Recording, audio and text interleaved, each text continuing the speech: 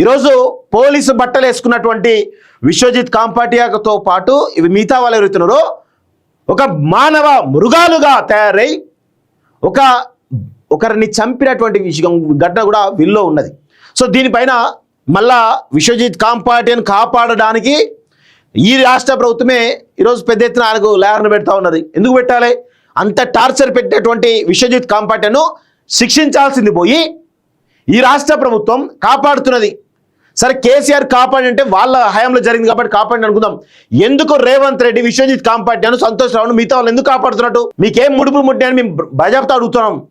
రేవంత్ రెడ్డి బరాబర్ అడుగుతా ఉన్నాం. కొంచెం కూడా మానవత్వం లేకుండా నేరెళ్ళ ఘటనకేమో మీరా కుమార్ని మీరే తీసుకెళ్తారు. అక్కడ ఇష్యూ పెద్ద ఎత్తున దేశవ్యాప్తంగా కావడం కారణం మీరే అవుతారు. మరి ఇప్పుడు ప్రభుత్వంలోకి వచ్చిన తర్వాత 2 సంవత్సరాలు దాటుతా ఉంది. ఆ ఘటన పైన ఎందుకు చర్యలు తీసుకోవడం లేదు ఈ రాష్ట్ర ప్రభుత్వం? సంతోష్ రావు పైన కవిత చాలా పెద్ద ఎత్తున ఆరోపణలు రోజుకొక వాళ్ళ కవితక్క అప్డేట్స్ అనేటువంటి ట్విట్టర్ అకౌంట్లో ఆయన గత 10 ఏళ్ల కాలంలో బీఆర్ఎస్ పార్టీలో చేసినటువంటి చాలా అవినీతి సామ్రాజ్యం కావచ్చు, చాలా నీచమైనటువంటి పనులన్నింటినీ కూడా తన యొక్క అన్అఫీషియల్ ట్విట్టర్ వేదికగా పెద్ద ఎత్తున విమర్శలు చేస్తున్నటువంటి విషయం చూస్తా ఉన్నాం. సో దానికి సంబంధించి ఒకసారి డీటెయిల్గా మనం మాట్లాడేటువంటి ప్రయత్నం చేద్దాం. ముందుగా కవితకు అప్డేట్స్ సంబంధించినట్టు చూసినట్లయితే నిన్న పెట్టినటువంటి విషయం. సో నేరెళ్ళ నేరాలు హ్యాపీరావు ఘోరాలు 10 ఏళ్ల పాటు అధికార స్థానానికి అత్యంత చేరుగా ఉన్నటువంటి హ్యాపీరావు సాగించిన నేరాలు ఘోరాలు అన్ని ఇన్ని కావు.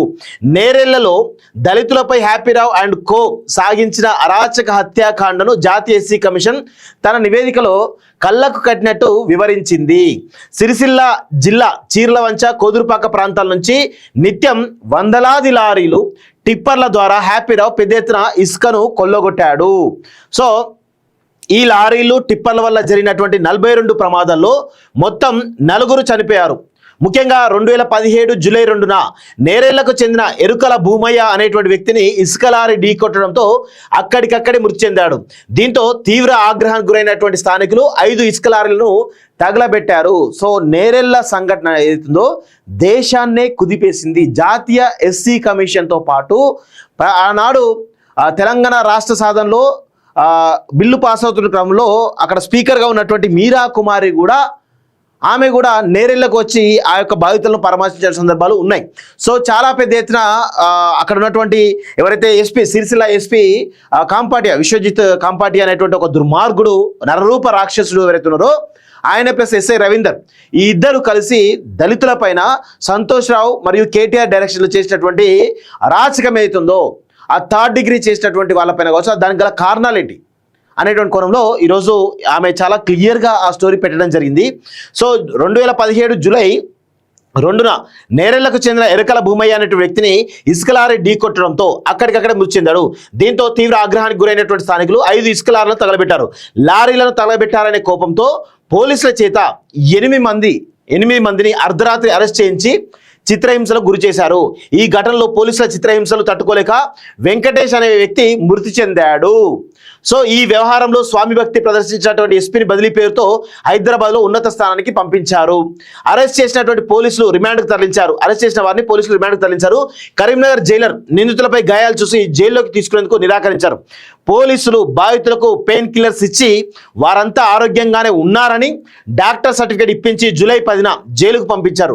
బాధితులలో 4 తీవ్ర అస్వస్థ గురి కాగా కరీంనగర్ జిల్లా ప్రభుత్వ ఆసుపత్రి తరలించారు. జైలర్ నిందితులు ఆరోగ్యంగా లేరని నిర్ధారించడంతోనే పోలీసులు 3rd డిగ్రీ ఘటన వెలుగులోకి వచ్చింది.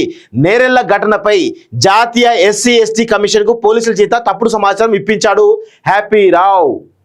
సో ఈ అన్ని రూల్స్ ప్రకారమే చేశాం, బాధితులపై ఎలాంటి 3rd డిగ్రీ ప్రయోగించలేదని నివేదిక పంపించారు. హ్యాపీరావు ప్రలోభాలకు తలగి పోలీసులు తప్పుడు రిపోర్ట్ ఇచ్చారని గుర్తించినటువంటి జాతీయ ఎస్సీ ఎస్టీ కమిషన్ నేరుగా రంగంలోకి దిగింది. నేరెళ్ల బాధితుల నుంచి వాంగ్మూలాలు సేకరించింది. హాస్పిటల్ రిపోర్ట్లు ఇతర ఆధారాలు పరిశీలించినప్పుడు హ్యాపీరావు కనసన్నల్లో పోలీసులు చేసిన అరాచకాలు బయటపడ్డాయి. అధికారాన్ని అడ్డం పెట్టుకొని రాష్ట్ర ఖజానాకు సహజ వనరులను కొల్లగొట్టిన హ్యాపీరావు తన అక్రమ దందాకు అడ్డుకు తగులుతున్నారని 7 దళిత యువకులను జీవోత్సవాలుగా మార్చాడు. తన ధనదాహానికి అమాయక ప్రజల ప్రాణాలు బలిపెట్టాడు అంటూ చూస్తా ఉన్నాం. సో 100% రేవంత్ రెడ్డి ఈ రాష్ట్రానికి సీఎంగా ఉన్నటువంటి రేవంత్ రెడ్డి ఈ ఘటన ఏదైతే ఉందో విశ్వజిత్ కాంపాటియా కావచ్చు, రవీందర్ కావచ్చు, ఇప్పుడు ఆల్రెడీ నేరుగా కవిత నేరుగా ఎవరైతే సంతోష్ రావు పైనే విమర్శలు చేస్తూ ఉంది కదా, వీరిపైన ఎందుకు SC ST atrocity case book చేయరు, ఎందుకు సంతోష్ రావు పైన ఎస్సీ ఎస్టీ అట్రాసిటీ బుక్ చేయరు, బుక్ చేసే వాళ్ళు ఆయన ఎందుకు అరెస్ట్ చేయరు అని ఈరోజు తెలంగాణ సమాజం ప్రశ్నిస్తూ ఉంది. ఎవరో చెప్తే కాదు, మేము కూడా చాలా రకాల కథనాలు చేసినాం ఈ నేరేళ్ల ఘట్టం పైన. ఆనాడు ఇవి చర్యలు లేవు. ఈనాడు స్పష్టంగా వాళ్ళ కుటుంబ సభ్యురాలే చెప్తా ఉంటే రేవంత్ రెడ్డి ఏం చేస్తున్నట్టు, సీఎంగా ఉన్నాడు, హోంమంత్రిగా కూడా ఉన్నాడు కదా, ఏం చేస్తున్నట్టు చాలా క్లియర్ ఎవిడెన్స్ చెప్తా ఉంది. ఇక్కడ చూడండి, చాలా పెద్ద ఎత్తున the sensational Nerella sand lorry case which took place in 2017 has come to the fore again. The incident began when sand అంటూ చూస్తా ఉన్నాం. సో ఇక్కడ చూడండి, years later the victims have lodged complaint at Tangalapalli police station against former MP Joginipalli Santosh Rao, demanding that a case be registered under SC/ST atrocity case అంటూ చూస్తా ఉన్నాం. So ఇదంతా కూడా SC/ST కమిషన్ రిపోర్ట్ కూడా mention చేయడం జరిగింది. So news papers reported that police have tortured 7 SCs in jail of Nerala, Tangalapalli, Rajasthan, Sircilla districts. The issue create much statewide protest by all opposition parties.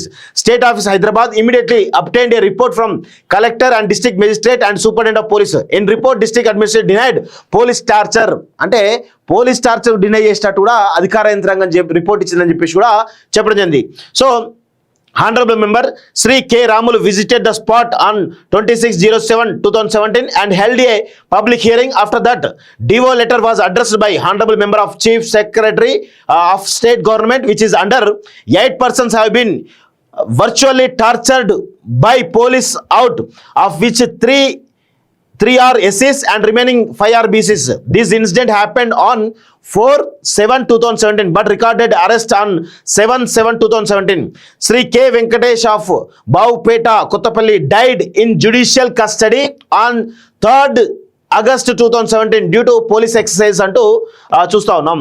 So ఇట్లా చాలా క్లియర్గా SC/ST commission రిపోర్ట్లో ఉన్నటువంటి అంశాలను highlight చేస్తూ కవిత అప్డేట్స్లో చెప్పడం జరిగింది. So దీని బేస్గా ఇవి ఇంతవరకు విశ్వజిత్ కాంపాటియా మీద కేసు అంటే ఆయన అరెస్ట్ చేయలేదు, ఆయన మీద చర్యలు లేవు, ఆయనకు ఇంకా ఉన్నతమైన పదవులు ఇస్తూ ఉన్నారు. ఆ ఎస్ఐ రవీందర్ పైన కనీసమైన చర్యలు లేవు. సంతోష్ రావు కారణమైన దానిపైన కూడా SC/ST అట్రాసిటీ కేసు పెట్టలేదు. ఇప్పుడు వీళ్ళందరిపైన కూడా SC/ST అట్రాసిటీ కేసు పెట్టి లోపలేయాలి కదా. సరే, గతంలో కేసీఆర్ ప్రభుత్వం ఉంది కాబట్టి చేయలేదు. మరి రేవంత్ రెడ్డి ప్రభుత్వం ఏం చేస్తున్నట్టు? కవిత చెప్పినట్టు చాలా క్లియర్గా సంతోష్ రావును కాపాడుతున్నది ఎవరు? రేవంత్ రెడ్డి కాపాడుతున్నాడా? చాలా స్పష్టంగా చెప్పాలి.